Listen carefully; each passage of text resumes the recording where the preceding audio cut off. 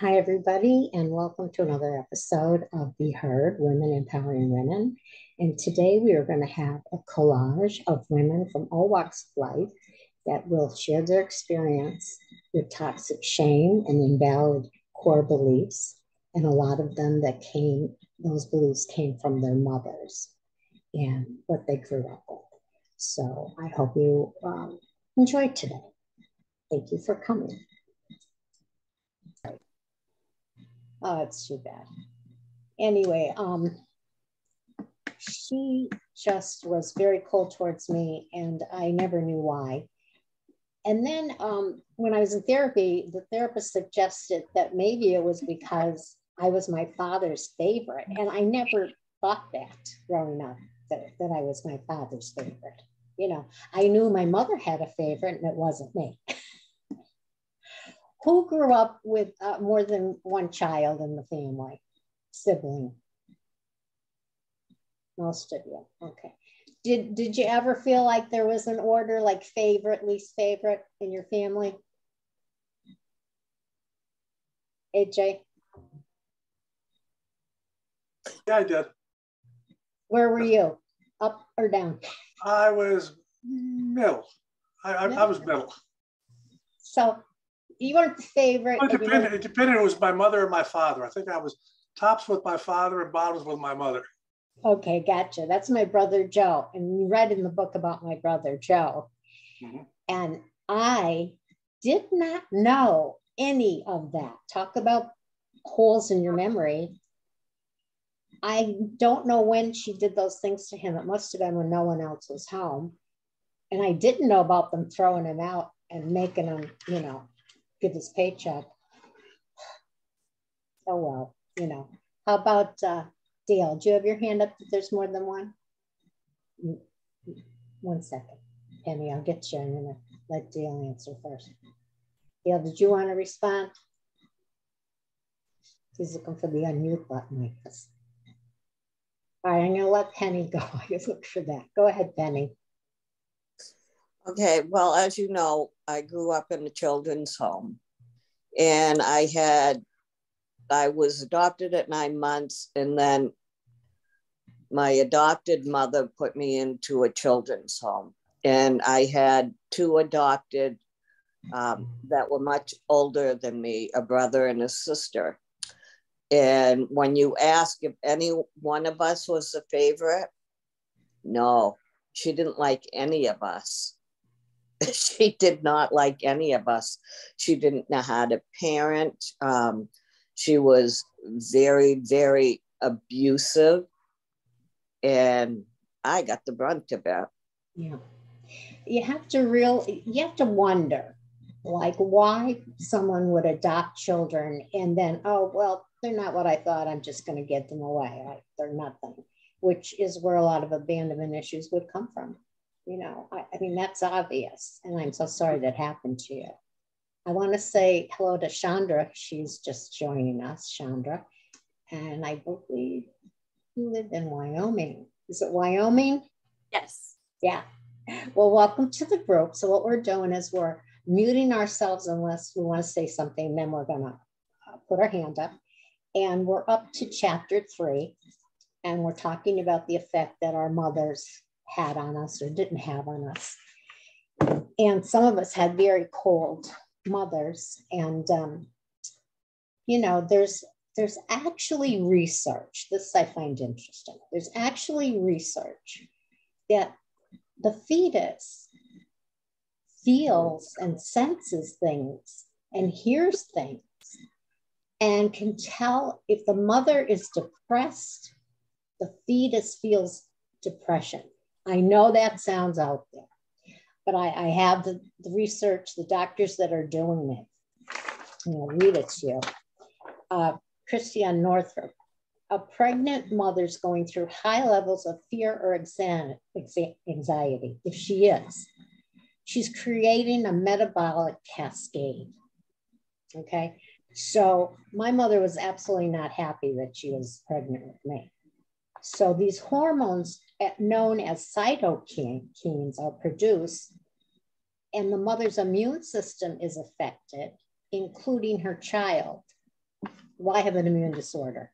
So I don't know if it came from my mother's anxiety and depression, but here's the science. Chronic anxiety in the mother can set the stage for a whole array of trauma-based results. I do believe that. I think if a mother like my darling granddaughter is having a child and is thrilled and happy and loving while she's carrying that child, the child feels it. My great-grandson was born with a smile on his face. He is the happiest baby I ever saw in my life. I really believe that there's something to this. Yeah. Anyone else want to talk about their mothers? Chandra, how was your mother? Yeah. So it's actually interesting for me because my mom and I have a pretty good relationship. And there was a fair amount of resentment towards her until I got into adulthood, where I realized that, so my resentment towards her was towards the fact that she didn't protect me from things that she should have been protecting me from.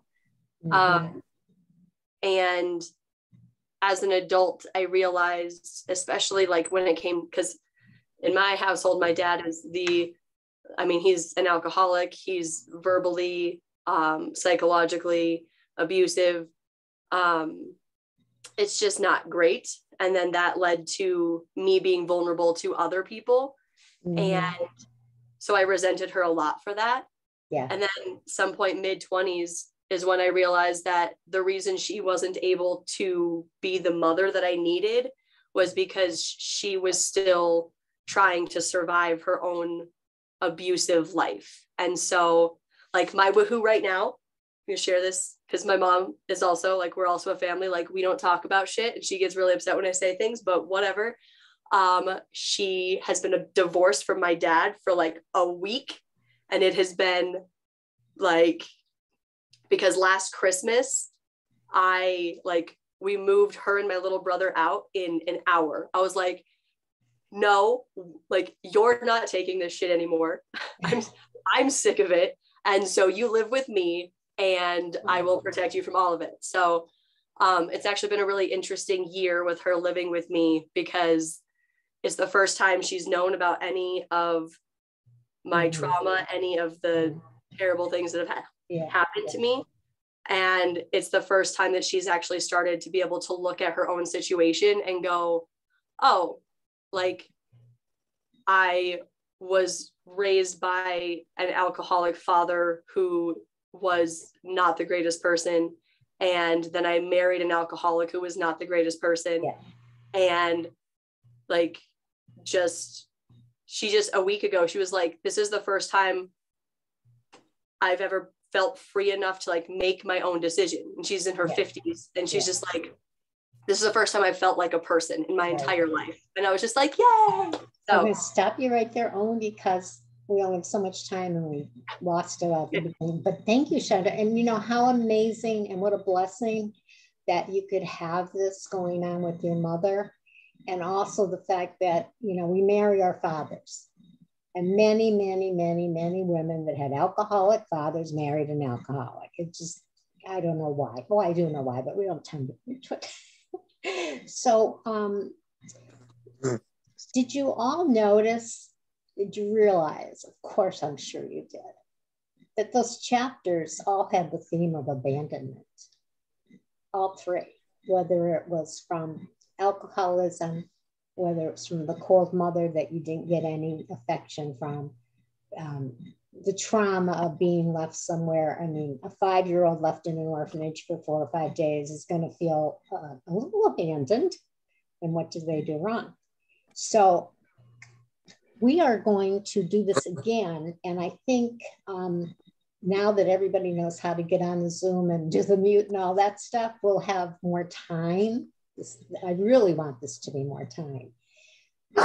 Any closing comments before I end this?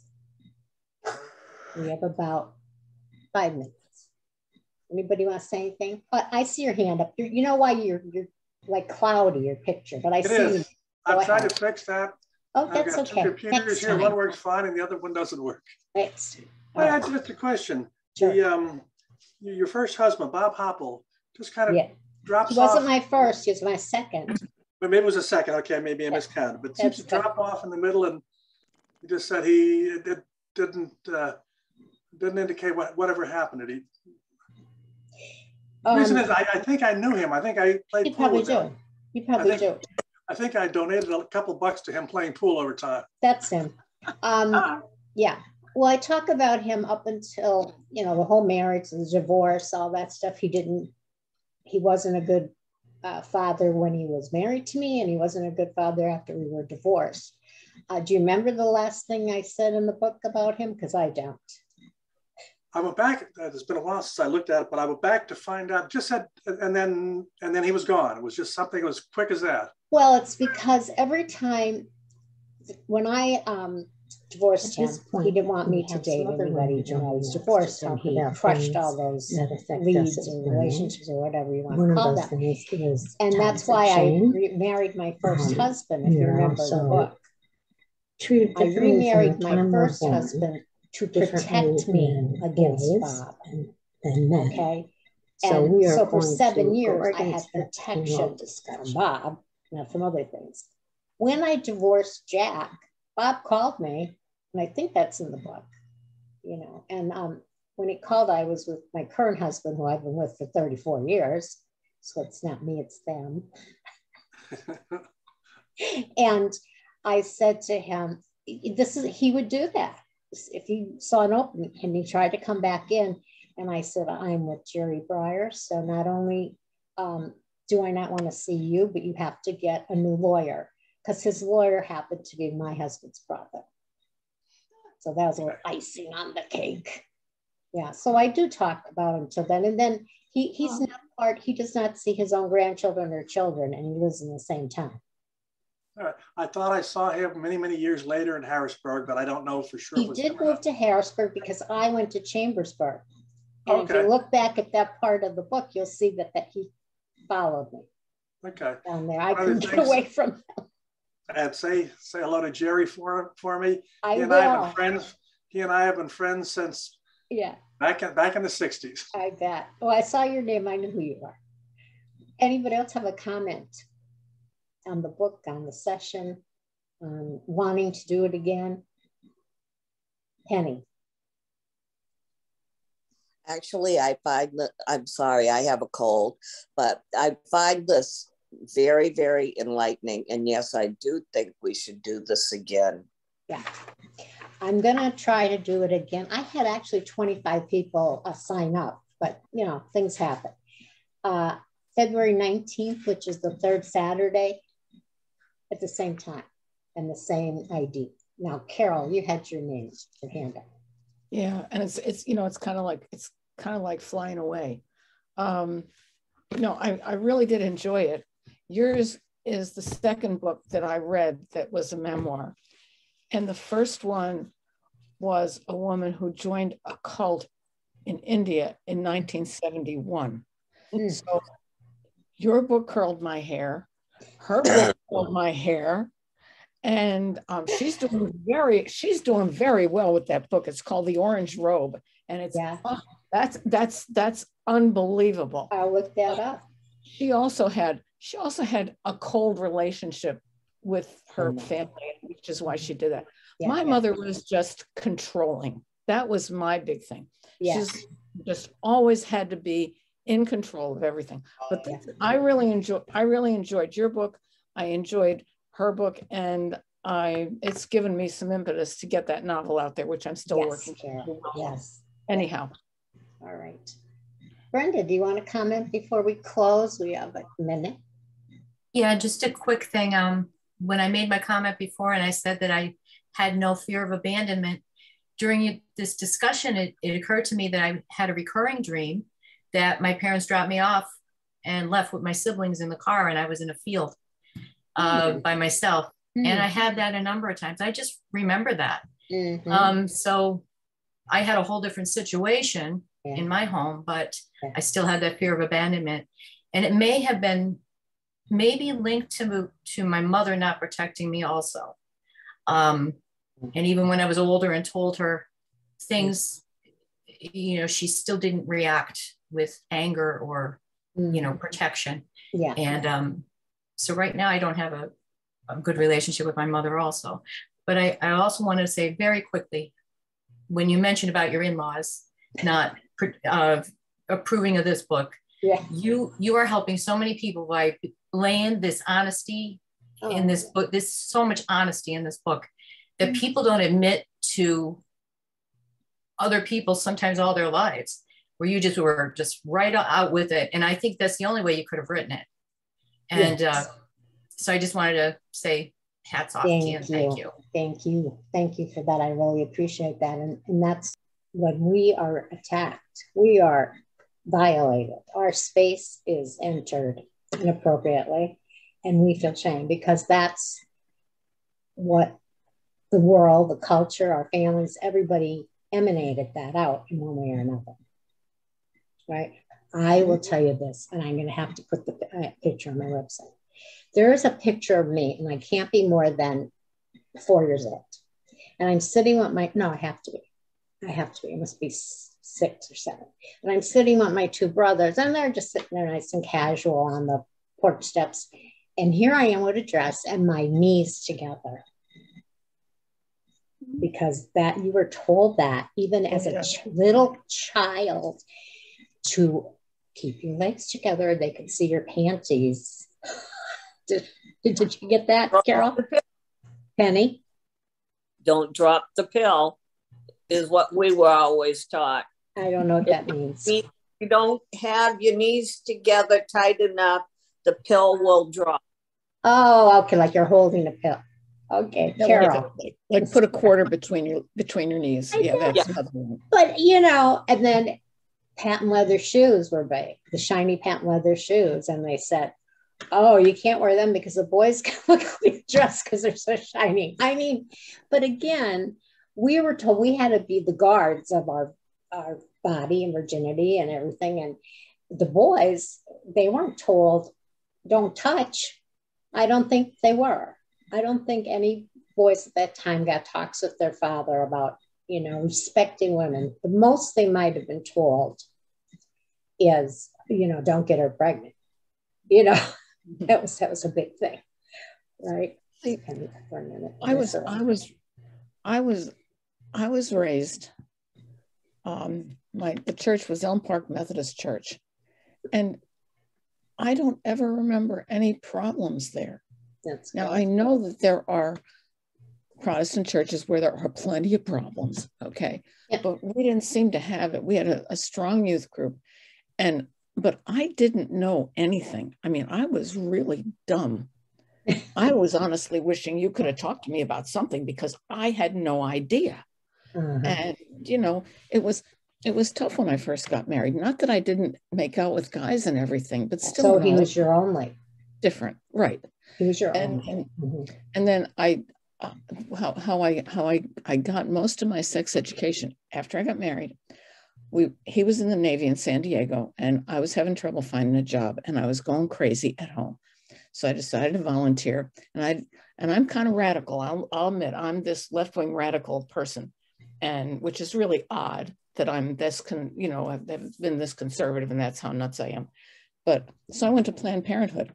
Oh my God, were my eyes opened. But I met the nicest people I've ever met in my life.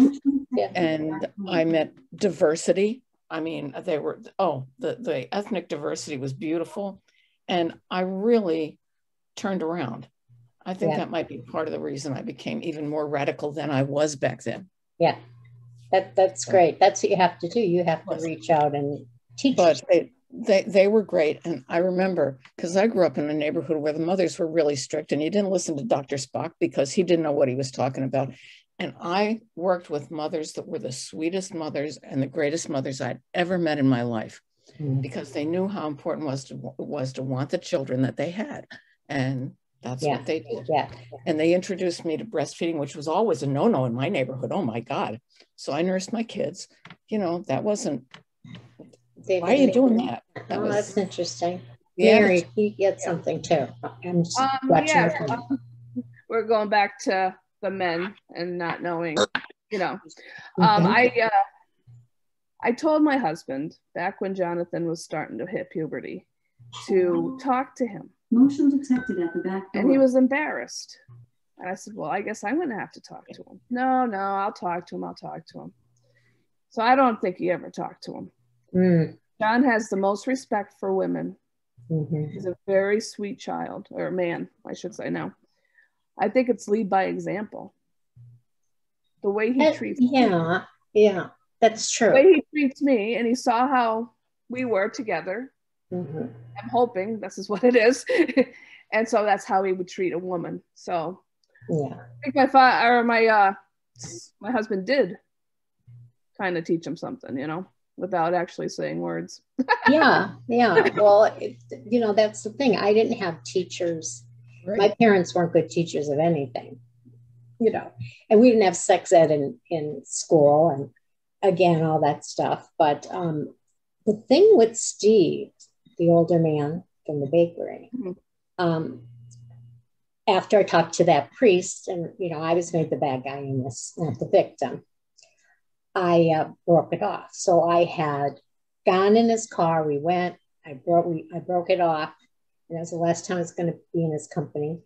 And that was the night my brother decided to follow me because he had figured it out. He had finally saw me get in his car, whatever. My brother's like a year younger than me, Irish twins. And and he had me on, my brother Joe had me on a pedestal until that night.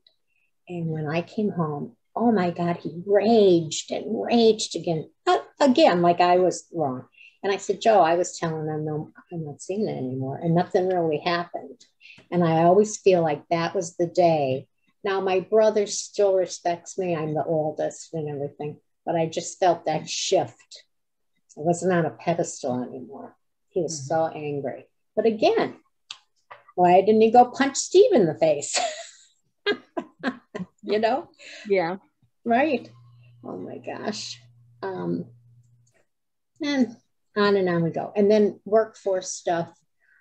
This isn't work, it's college, but I was in college and I was 28. I was just starting. And I had this literature class, and it was on French and Russian authors, but it was in English. And I did very well in school. And so, of course, I got an A or whatever. So the Russian guy, and he looked like Omar Sharif. I think that's the right person. He had that look and the dark hair and, you know, swarthy looking. And I wasn't attracted to him or anything. And he had to be at least 20 years older than me. So after I finished that course and I got the A, he grabbed me in the hall one day. He says, I want you to take Russian literature and I'm going to do this, this, and this. I said, oh, I'm really not that into Russian literature. And he looked at me, and it's the look sometimes. And he said, you will get an A.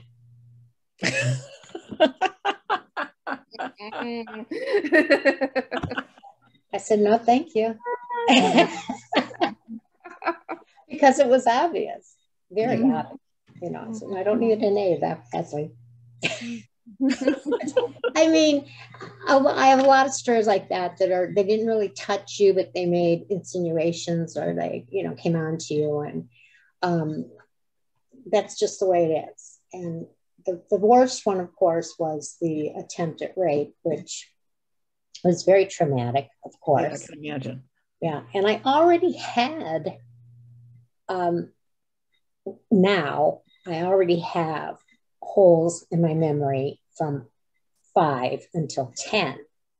So I don't know if it was just that orphanage thing that traumatized me. I don't believe that.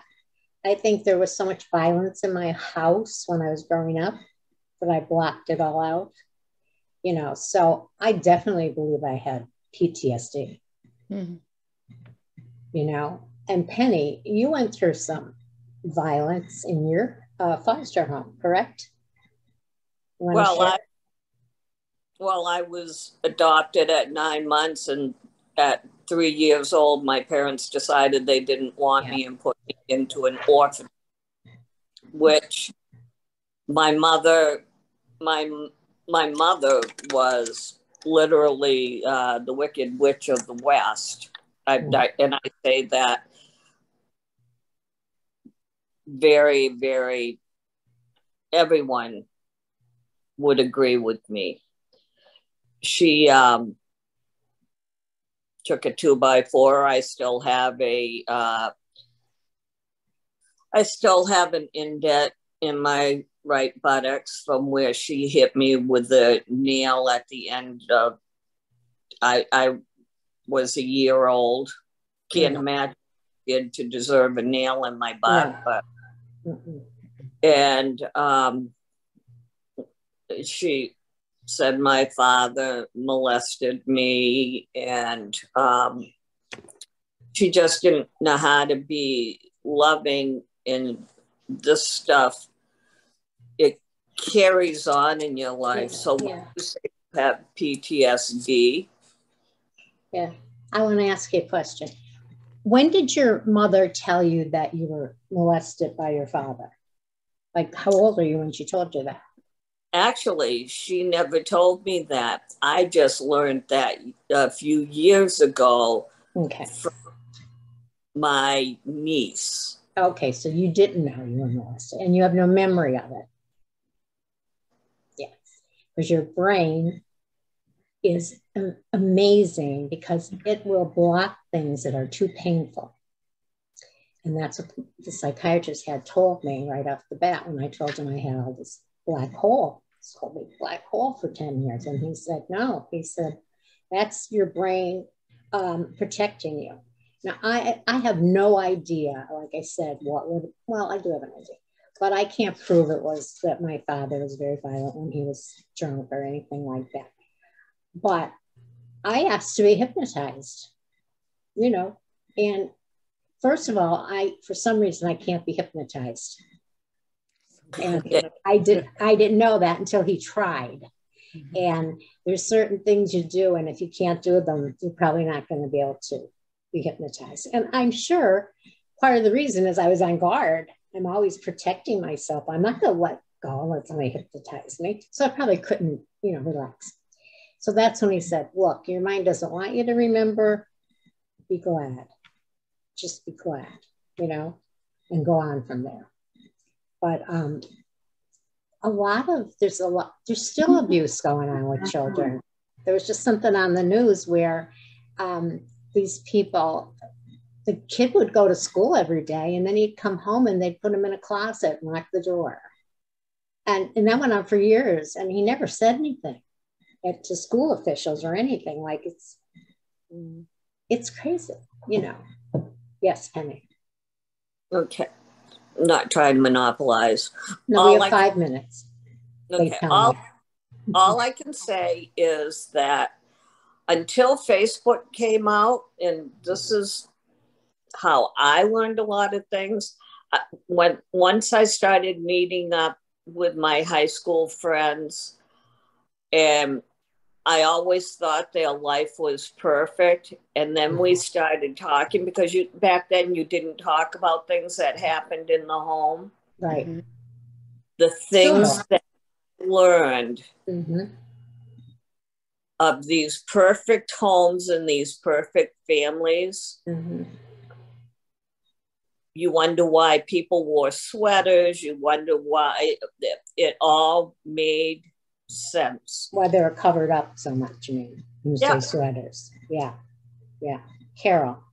One of my friends years ago said, well, we never heard about these things before about sexual molestation. And she was, you know, she was denying that people were complaining about it. And she was my political opposite. And she's just didn't believe that it happened. And I said to her, I said, I can name 4 people. 2 of them were sexually molested by their fathers, their birth fathers. The other 2 were married, were sexually molested by the husband of an older sister. And I said, those are 4 people I know about. And it's not like it just happened. And the one I had to figure out when I got older, and my mother told me that she had been molested by her father. And I said, I know. She said, how the hell would you know? And I mean, just some of the things that the girls said and all the talk and they were Catholic. They spent a lot of time with the priest. I don't know what the priest said, but you know. I know what the priests say. They blame it on you. You know, she was the oldest of 3 girls. I don't know, but anyhow, just the fact that I know about 4 of them, and the one had 2 sisters that it also happened to. Yeah, I have to wrap it up because this is what they give me, 40 minutes. Well, it says to me here 6 minutes 37 seconds. That's what it says, but it's, you know, telling me. Okay. All right, on the 35 seconds. Anyway, so all of this stuff does make a dent in your psyche and your core beliefs and the way you react in the rest of your life. And it's not just sexual stuff. It's being shown that you are not enough, or you're not that great, or you shouldn't talk about yourself. And they just, you know, it's just the women are just not given the lift that men are given. So the thing I found out too is I accepted unacceptable behavior in my first 2 marriages because that is what I was shown. Like Mary said, she hopes her son, what he's being shown, will be his guide. Okay. But what I was shown was a guide of a different nature. So hopefully we'll have, there's about 3 people that are going to come next week. So, but this is great. We get to talk more when there's, right? Next week? Oh, don't mind me, next month. I'm going through a little senility phase. I am. What day is it? What time is it? Thank God for Alexa. Meetings? What, dear? Can you do longer meetings? I get so much. I have to pay for it. You get 40 minutes for free, and then it's like, and there might be a point. So if you worked here at the beginning, my big news is that I'm going to have an audiobook soon. That's the big news. And any of you can text me or call me anytime. Yeah. You don't have to wait. All right. Okay. So anybody have anything they'd like to close with? One of the things I learned at Planned Parenthood, and this is what, is that you're a woman, you're a sexual being. Never be ashamed of that. Oh my God. And, you think we would be told that when we were growing up? And never be ashamed of that. And always be in control. And if you're in an abusive situation, you have the right to get out of it. Now, the courts haven't always upheld this, but these are the things that they taught me. And I would love, I started writing a book about one of the women I met there, and I haven't done much about it, but anyhow, it's just, that's what I learned from it. Carol. We were never protected. And I came away with that. I came away from that with a totally different attitude toward life. And you were a grown adult. Right. We were never taught that as young adults or teenagers. We were taught pretty much the opposite. And we saw men get away with many, many things. And husbands, and you know, it was worse than when they were husbands. Today it's on the news. Today it's on the news. So nothing's changed, girls. Nothing's changed.